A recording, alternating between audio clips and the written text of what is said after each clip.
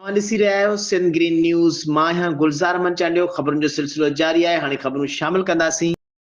कराची ओभर खां ख़बर शामिल कंदासीं त कराची ओभर खां रिपोर्ट कर रहिया Abdul Ghaffar Bhutto. Karachi DMC women empowerment organisation पारां सालियाने अवार्ड तक़रीब में सिंधी सक़ाफ़ती ॾियारो हिक ख़ानगी होटल में मुनक़िद कयो वियो। तक़रीब में महिमान ख़ासि DMC जे CEO मैडम शाज़िया ज़हीर हुई।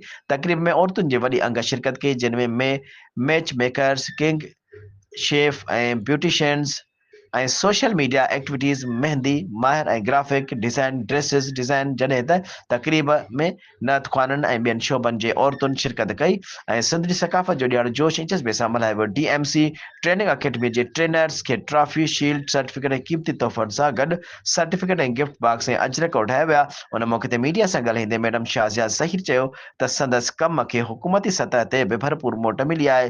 हुन सिंध हुकूमत जो शुक्रिया अदा कयो। मैडम शाहिदा ज़हीर पिणु ऐलान कयो त DMC में जाली ट्रेनर्स ख़िलाफ़ क़ानूनी कार्रवाई कई वेंदी, जेके इदारे जी साख ख़राब करण जा ज़िम्मेवार